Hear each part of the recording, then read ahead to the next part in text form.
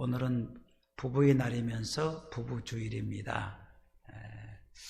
부부가 함께 섬기는 분이나 아직 장가를 가지 못한 분들 여기 많이 계시는데, 앞으로 결혼해서 가정생활을 꾸릴 때 참고하시면서 오늘 말씀을 같이 듣고 은혜 받았으면 좋겠습니다. 가정의 본질은 사랑과 존경에 있다는 것을 성경 오늘 본문을 통해서 가르쳐주고 있습니다.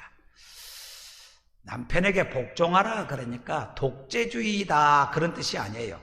복종하라 그 의미는 가정 안에서도 분명히 하나님의 가정을 창조했기 때문에 가정 안에도 질서를 세우기 위해서 남편의 권위를 인정해주고 존중해주라 그런 뜻이에요. 독재하라 그 얘기가 아니고, 그래야 가정의 권위가 세워지고 질서가 세워져서 행복한 가정을 이루고 자녀 또한 그렇게 바르게 자란다. 그것이 오늘 본문에서 가르쳐주고 있는 핵심입니다. 아내는 존경을 해야 되고 남편은 아내를 사랑해야 되는 것이 무엇보다도 우선시 돼야 된다. 잠언서 15장에 보면 채소를 먹어도 행복한 가정이 있고 살진 소를 잡아서 먹어도 불행한 가정이 있다 그렇게 말해요. 그러니까 먹고 사는 것만 갖고 행복한 가정이 되는 게 아니다. 성경은 끊임없이 강조하기를 아내를 그리스도를 사랑한 것 같이, 교회를 사랑한 것 같이 사랑하고 아내는 남편을 존경해야 된다. 그걸 강조합니다.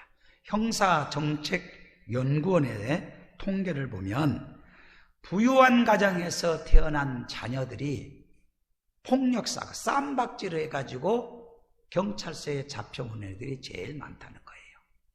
가난한 아이들보다도 오히려 부유한 환경에 있는 아이들, 구김살 없이 잘 자라야 되는 아이들이 먹는 거, 입는 거, 잠자는 거 걱정 안 하는 아이들이 쌈박질해서 폭력사고를 쳐서 경찰에 많이 온다. 그래서 왜 이런 일이 생기는가라고 확인을 해봤더니, 아이들을 대상으로 조사를 해봤더니 엄마 아빠가 싸우는 거 보고 자란 거예요. 엄마 아빠가 쌈박질하는 거 그걸 보고 자랐기 때문에 부유한 가정에 자랐다 할지라도 친구들하고 나가서 싸우고 참지 못해서 성내서 문제가 일으켜서 파출소에 잡혀온다. 이런 가정을 가리켜서 모래 위에 세운 가정이다. 성경은 모래 위에 세운 집이다 그렇게 말합니다. 여러분, 마태복음 7장에 모래 위에 세운 집이나 반석 위에 세운 집이나 겉모양은 똑같아. 똑같은 집인데 비가 오고 바람이 불고 태풍이 불면 달라져. 반석 위에 세운 거는 굳건한데 모래 위에 세운 거는 그냥 자빠지고 넘어지고 만다. 여기서 왜 이런 일이 일어날까? 기초가 부실하기 때문에, 기초가 튼튼하지 않기 때문에 집이 무너지는 거예요. 교회도 마찬가지입니다. 기초가 튼튼하지 않으면 무너져요. 가정도 마찬가지입니다. 그럼 그 기초가 뭐냐? 그 기초는 사랑과 존경이다. 아내는 남편을 존경하고 남편은 아내를 사랑하고, 교회도요, 목사가 성도를 사랑해야 되고, 사랑의 여러 가지 방법을 지금 사랑해야 되고, 성도는 목회자를 신뢰하고 존경해야 교회가 단단한 거예요. 이 신뢰감이 무너지면 다 무너지는 거예요. 여러분, 결혼 생활이라고 하는 게, 저도 이제 나이가 60이 넘어보니까 조금 돌아봤어요. 그런데 이민 생활하는 것하고 똑같다. 그게 무슨 말이냐면, 우리가 미국으로 이민 가든지 호주로 가든지, 우리 혜빈이가 캐나다 갔지만 캐나다 가서 뭐부터 해야 될까요? 말부터 배워야 돼요. 뭘부터 해야 된다고요? 말을 배워야 될 거 아니겠어요? 말을. 캐나다 가서 이민 가는데 말을 배워야지. 그래야 의사소통이 될 거 아니겠어요? 결혼도 마찬가지예요. 결혼을 하게 되면 아내의 말을 배워야 되고 남편의 말을 배워야 돼요. 아내가 이런 말 하면은 그 말이 이 말이구나. 자기 중심으로 해석하고 자기 중심으로 이해하고 하면은 오해가 생겨요. 부부가 결혼을 하면 남편이 살아온 환경이 다르고 아내가 살아오는 환경이 달라요. 가정에 부모로부터 받았던 가풍이 다르고 집안 내에 내려오는 그런 전통적인 것이 다 달라요. 배움도 다르고 훈육도 다르고 모든 게 달라요. 그렇기 때문에 결혼을 하게 되면은 마치 이민 간 것하고 똑같이 남편이 하는 말을 배워야 돼. 이 말은 이 말이구나. 뭔 말인지 알아들어요? 고개라도 좀 까닥까닥 해봐요. 알아들으면. 반대로 남편도 아내가 이렇게 말하면 아내가 이 말은 이걸 원하고 있구나. 그 말을 배워야 된다 그 말이에요. 배움 없이 결혼하고 사니까 힘들어지고 어렵게 되는 거예요. 교회도 마찬가지예요. 교회도 여러분 여기 다 다른 데서 신앙생활 하다가 여기 왔어요. 여기 왔으면 목사님의 목회 철학, 목사님의 설교 메시지의 중심이 뭔지를 빨리 알고 배워야 되는 거예요. 그렇지 않으면 여러분이 힘드는 거예요. 목회 철학과 목회 비전과 목회 방향을 빨리 캐치하고 그걸 배워야 돼요. 그래야 여러분이 편해지는 거예요. 가정도 다 마찬가지예요. 교회와 하나님께서 이 땅에 창조한 것이 뭐예요? 가정을 창조하고 교회를 세웠어요. 예수님이 이 땅에 오셔서. 그러니까 하나님이 하신 일은 가정과 교회에 똑같아요. 그러므로 잊지 마시고 배워야 된다. 끊임없이 말을 배워야 된다. 상대방의 마음을 배워야 삶이 편안해진다. 잘 들으세요. 여성은 항상 사랑에 목마름이 있다고 그래요. 그리고 남성은 인정받고 싶어하는 욕구가 커요. 현명한 부인, 지혜로운 부인은 남편을 끊임없이 인정을 해줘요. 부족한 것이 왜 없겠어요? 많이 있지만 그래도 인정받을 만한 것이 얼마나 많습니까?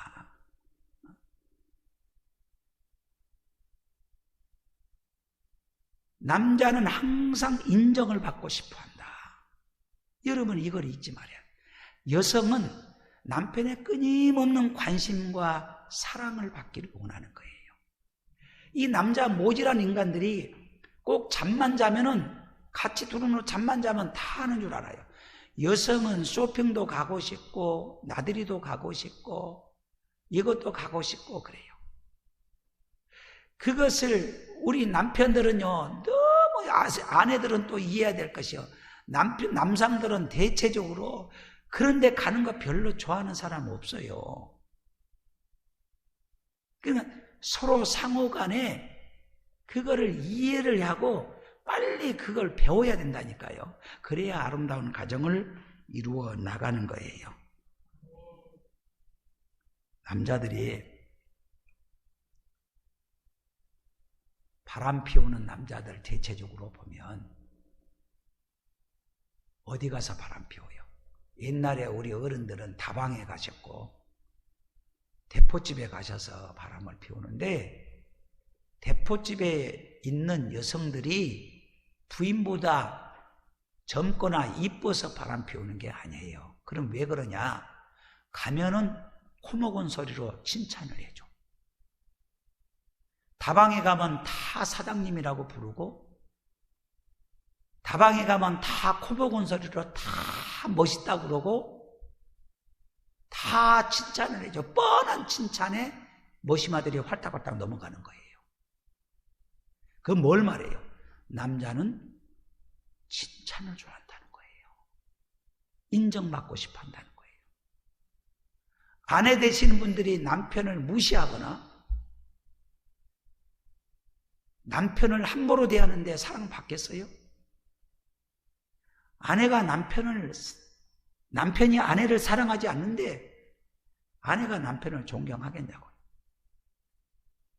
그러니까 아내 되시는 분은 남편이 뭘 원하는지, 욕구가 뭔지 인정받고 싶어요. 가정에서도 인정받지 못하면 사회에서도 얼마나 치열한데 가정에 와서도 인정받지 못하면 안식처가 없어요.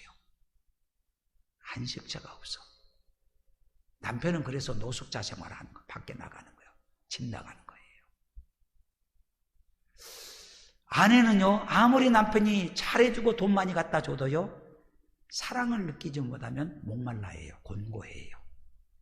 그래서 성경은 끊임없이 주님을 사랑하듯이 사랑하라 그렇게 말하는 거예요. 아내 사랑하기를 자신같이 하고 아내도 남편을 존경하라 명령합니다.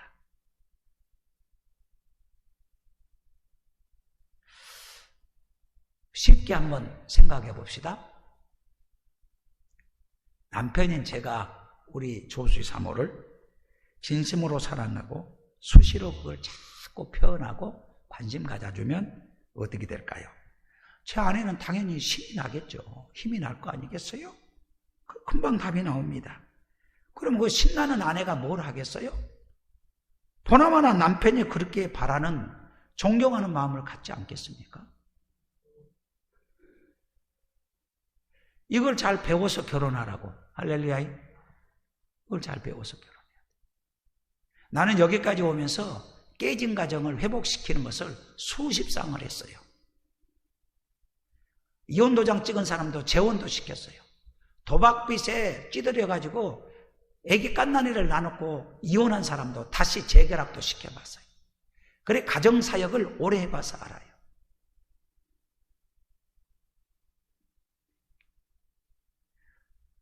목사님, 사모님을 그렇게 하십니까? 자기가 봤어요? 다 그렇게 하니까 저렇게 사는 거예요. 나 같은 사람 따라서 사는 거예요. 여러분들이 모르는 게 있어. 그냥 여러분들 앞에서 표 안 낼 뿐이야. 시기 질투하니까. 여러분은 이걸 잊지 마셔야 돼요. 항상 잊지 마셔야 돼요. 가정을 온전하게 세워야 하나님이 기뻐하시고 교회도 탄탄해지는 거예요. 교회 신앙생활 잘한다고 하면서 가정을 등한시 여기는 거 그거 하지 마라. 가정이 우선이에요. 가정을 분명하게 반듯하게 아름답게 갖고 나가면서 그 토대 위에서 신앙생활도 반듯해지는 거예요. 믿습니까? 따라합시다. 남편의 사랑은 아내의 존경을 불러오고 아내의 존경은 남편의 사랑을 불러온다. 싸우는 원인이 뭐냐면은 받으려고만 하는 거예요. 누리려고만 하는 거예요. 자기가 최고라고만 하는 거예요. 한도 끝도 없어요. 무서운 것도 없고 부랬기도 없고 아무것도 없어요. 다 자기가 최고인 거예요. 어디 가든 간에 자기가 최고인 거예요. 받으려고만 하니까 싸움이 되고 문제가 되고 분란이 되고 어려워지는 거예요. 만약에 아내가 남편이 바라는 존경의 욕구를 채워주지 않으면 남편에게 무슨 일이 일어날까요? 이것이 계속 하다 보면 어떤 일이 일어날까요? 간단해요. 결혼 생활이 흥미가 없어져요.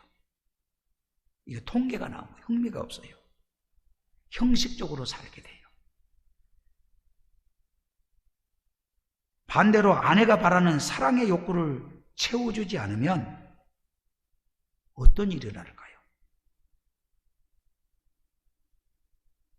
심각해요, 이게. 우리나라가 이혼이 4쌍 중에 1쌍인데 지금은 3쌍 반 중에 1쌍이 안 돼요. 이제 거의 3쌍 중에 1가정이 이혼을 한대요. OECD 국가 중에 이혼율이 1위요, 1위. 우리나라가 불명예.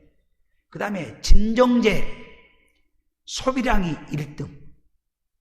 그만큼 우울하고 조울하고 이렇게 눌려서 살아가는 나라가 우리나라예요. 고도 경제 성장을 했지만 정신적으로 우리가 가난할 때 살았을 때보다도 정신병이 더 많이 도져 있고 조울증, 우울증, 공황장애 허덕이고 있고, 교회는 이렇게 많아졌는데 사람은 많이 모이는데 부흥이 이렇다고 하지만 옛날에 가만히 깔고 예배 드렸을 때처럼 그렇게 영적인 목마름이 10배, 20배는 더해져 버리는 세상. 심령이 완전히 골짜기 같은 심령이 돼갖고 있다. 겉모습은 화려하지만 속은 완전히 어린애 같은 신앙으로 전락해지고 말았다. 이것이 지금 한국 교회의 현실입니다. 왜 이런 일이 났어요? 항상 질서가 무너져서 그래. 교회든 가정이든 나라든 질서가 무너지면 다 무너지는 거예요. 이 나라가 질서가 무너졌어요. 교육이 무너졌고 질서가, 자유화라는 그런 명분 아래 질서가 무너진 게 너무 많다는 거예요. 젊은이들 입장에서는 그것이 불이익이라고 느낄지 모르지만 언젠가 머지않아 저들도 나이를 먹게 되면 뼈저리게 느낄 수 있는 일들이에요. 그래서 질서가 있어야 된다. 어느 공동체는 어디를 가든지 간에 특히 가정에도 질서가 있어야 된다. 이게 바뀌면 안 돼요. 33절의 본문에 보면 말씀을 반대로 한번 질문해 봅시다.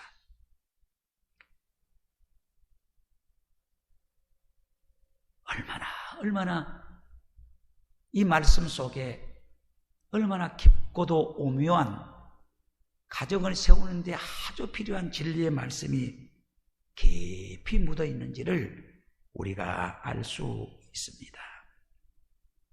그렇다면 어떻게 해야 되는가? 존경할 만한 구석이 티끌만큼도 없고 사랑해주고 싶은 마음이 먼지만큼도 없는 사람들, 부인과 남편이라고 한다면 이거를 존경할 마음이 하나도 없는데 어떻게 존경하고, 사랑하고 싶은 마음이 하나도 없는데 어떻게 사랑하느냐? 살지 말아야지. 그런데 성경은 뭐라고 말합니까? 본문 33절을 깊이 묵상하니까 존경이나 존중할 때만 사랑할지니라 말씀하신 것이 아니에요. 무슨 말이냐? 상대방이 존경받을 만한 일을 하지 않더라도 존경하라, 그 얘기예요. 아내가 사랑받을 만한 행동을 하지 않는다 할지라도 사랑하라, 그 말이에요. 왜? 사랑해야 존경을 받고 존경해야 사랑을 받기 때문에 이 말씀을 깊이 묵상해야 돼요. 어떤 사람은 목사님 그런 말 하지 마세요. 우리 남편하고 살아봤어요? 존경은 고사하고요, 밤낮 속만 썩이고 오장 뒤집히고 나가서 못된 짓은 다 하는데 어떻게 존경해요? 그래도 성경은 존경하라 그러는 거예요.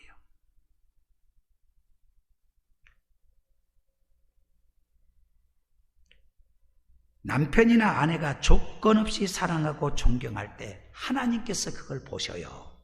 누가 보신다고요? 하나님이 보신다고. 내가 판단하고 내가 결정하는 게 아니고, 이 판단이 얼마나 무서운 병인 줄 알아요? 속상하지만 그때는 기도하면 돼요. 우리는 기도의 용사잖아요. 하나님이 기도할 수 있는 특권을 줬어요. 속상하고 마음 상하면 기도하면 돼.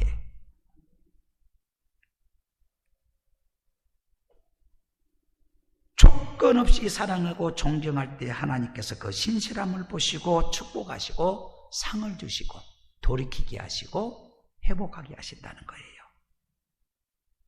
즉 자격이 있든 없든 지켜야 될 하나님의 명령입니다. 할렐루야.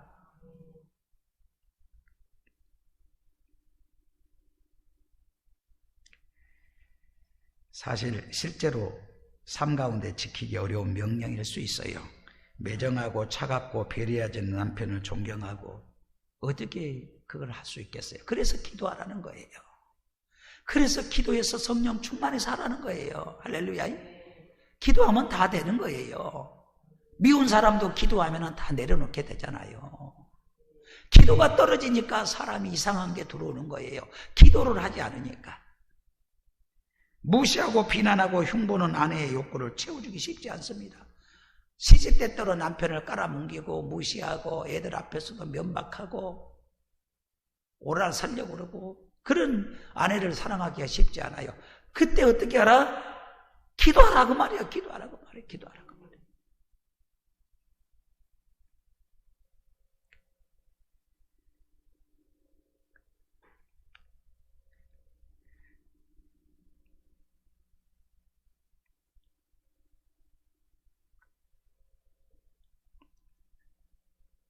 아내분들을 잘 들으세요.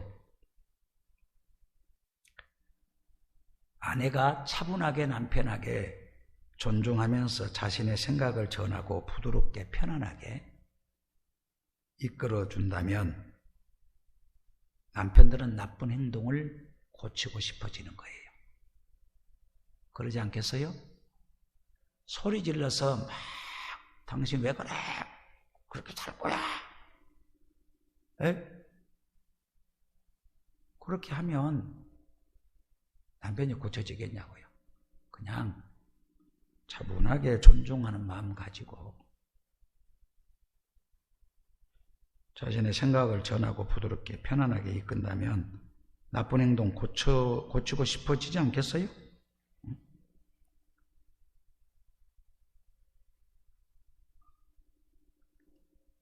반대로 남편도 아내를 복종하라 그랬으니까 깔아뭉개라 그 얘기가 아니거든요.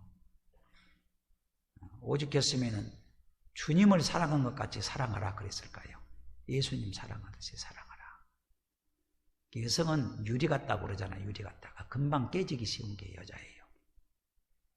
작은 것 가지고도 별거 아닌 것 가지고도 지나가면 아무것도 아닌데 그거 가지고 토라지고 그거 가지고 속상하고 하늘이 무너지는 것 같고 그게 여자예요. 여자. 그렇기 때문에 유리 다루듯이 때로는 해야 된다. 할렐루야.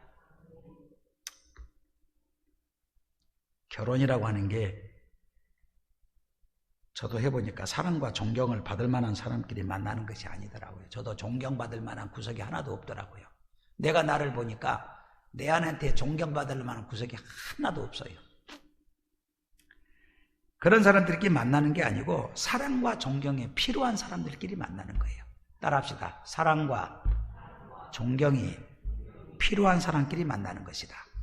그 필요한 사람들이 만나는 거예요. 존경받을 만해서 만난 게 아니고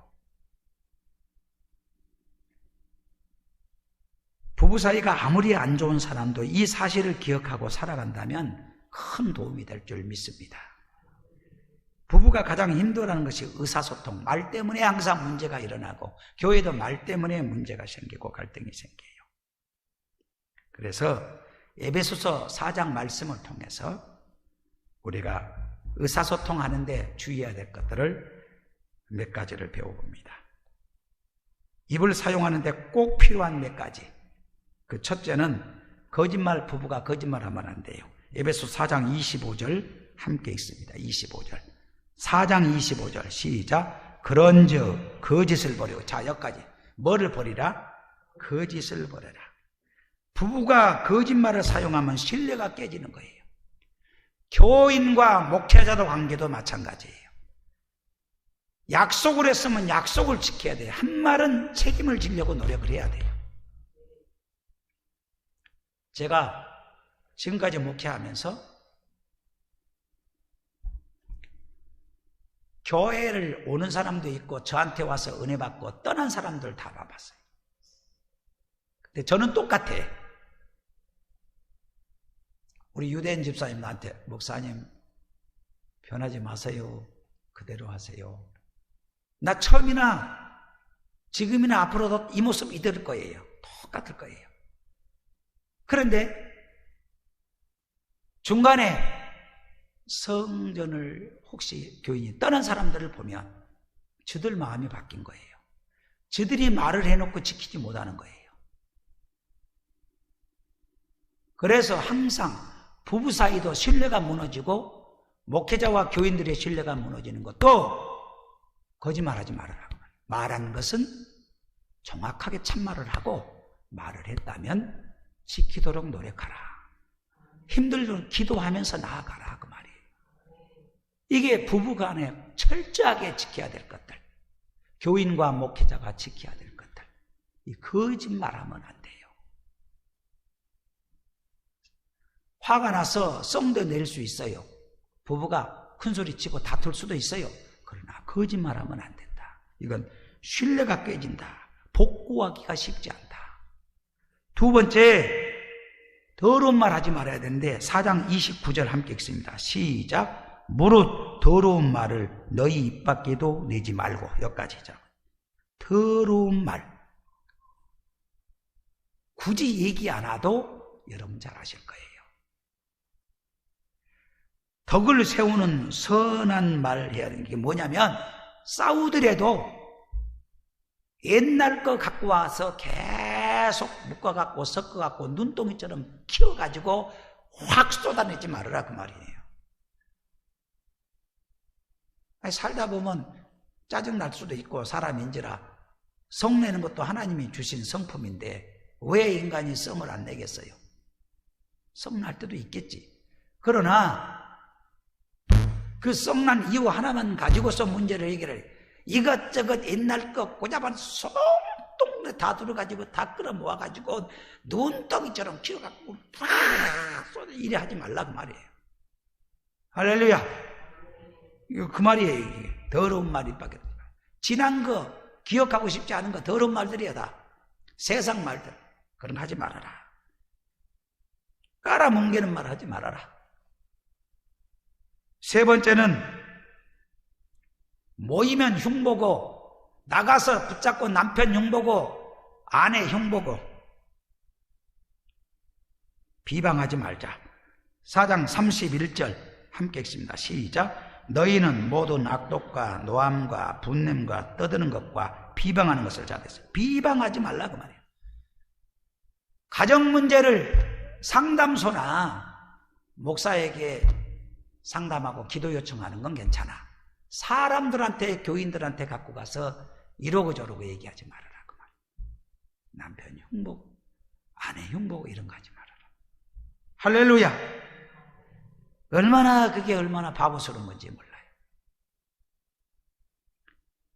네 번째, 5장 4절로 가보세요. 5장 4절 서로 감사하는 말을 해야 된다. 5장 4절 함께 읽습니다. 시작. 누추함과 어리석은 말이나 희롱하는 말이 마땅치 아니하니 오히려 감사하는 말을 하라. 할렐루야.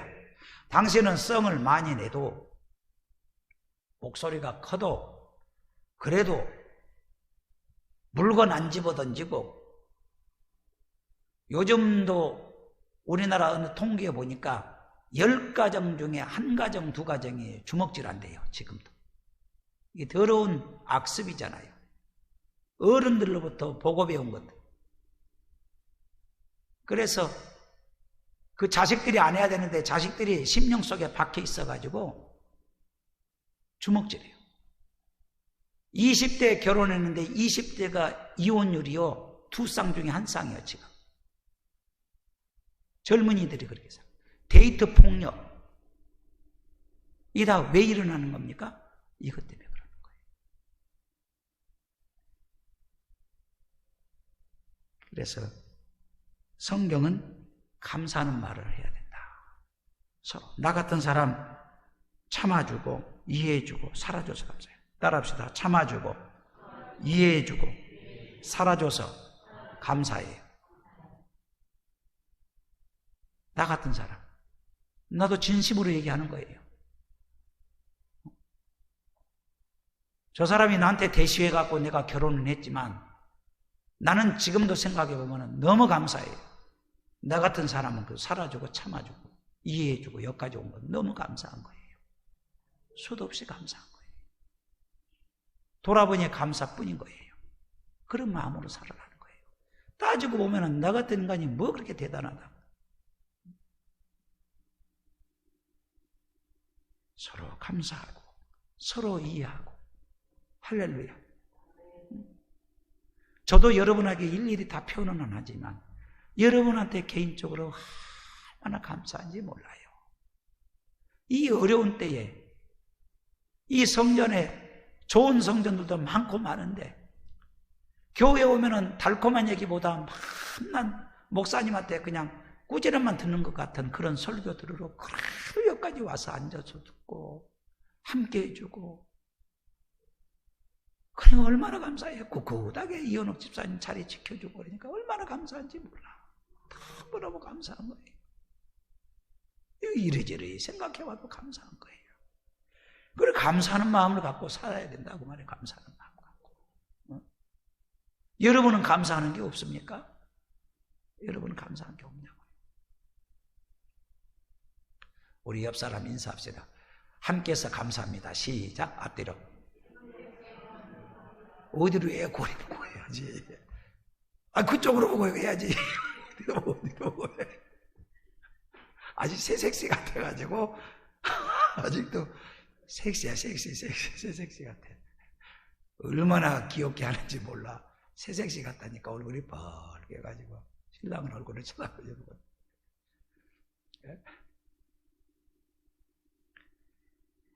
마지막 5번째는 5장 19절 가봐요. 5장 19절 시작.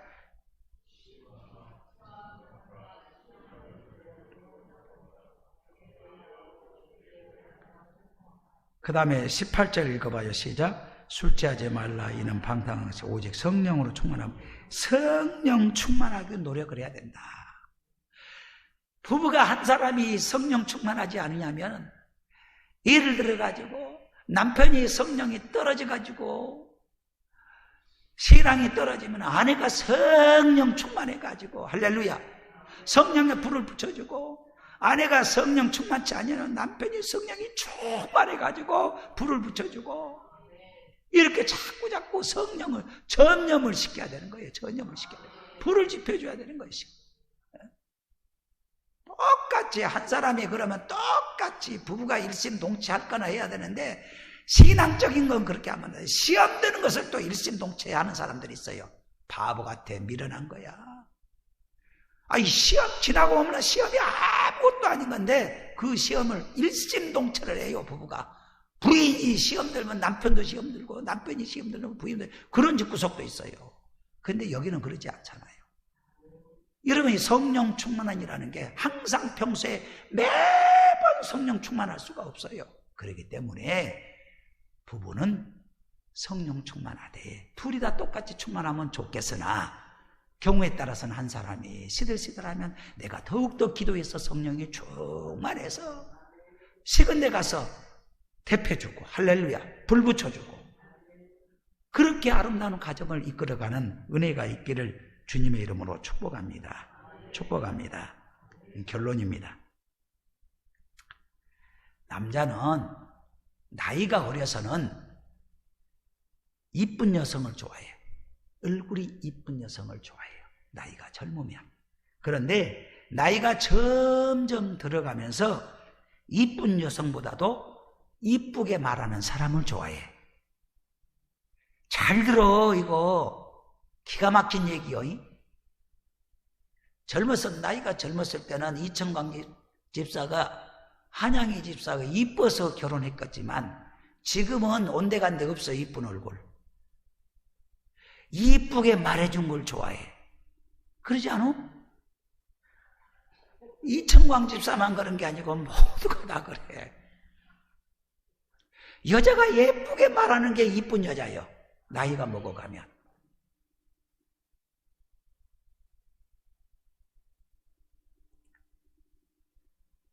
여자도 나이가 어려서는 키가 크고 모델같이 멋지게 생긴 코 큰 남자를 좋아하지만, 나이가 들수록 여자의 말을 잘 들어주는 남자를 좋아해. 여자의 말을. 목사님 식사할 때 보면은 사모님한테 말 많이 하잖아요. 저희들이 우리 집에 와봤어? 내가 집에 들어가면 한마디도 안 해요. 말을 들어보세요. 나는 딱 내 방에 딱 들어가면 끝이요. 나올 때까지. 한마디도 안 하고 저 사람이 조단 얘기해요. 설거지 하면서도요. 어떻게 알았는지 딱 잠자기 2-3시간 전에는 아무것도 못 먹게 해요. 건강에 해롭다고 설거지하면서 알고 몰래 냉장고 가서 뭐 하나 꺼내갖고 싸고 오면은 그거 먹으면 안 돼요. 또 그러면 알았어. 그러고 딱 내놔요. 나를 위한 거니까. 자, 잘 생각해봐요. 잘 들어주는 거. 아내가 하는 말을 잘 들어주는 거. 그게 멋진 남자예요. 가정에 돌아가면. 다시 말합니다. 남자는